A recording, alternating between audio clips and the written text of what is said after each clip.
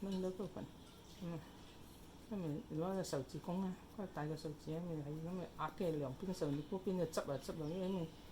燈光跟燈剪咁咪剪嘅，咁咪剪啱我，咪就係咁樣，開始攞對手，咁咪多啲嘅手指整個有個氹咁咪幾嘅，咁咪叫做二錘啊，唔怕跌啊嘛，跟住咪上嗰個氹嗰度你冇唔使喐嘅，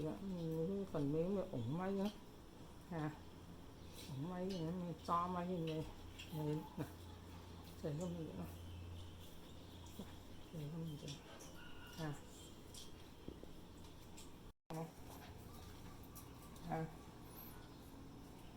一定要叉條腰嗰度，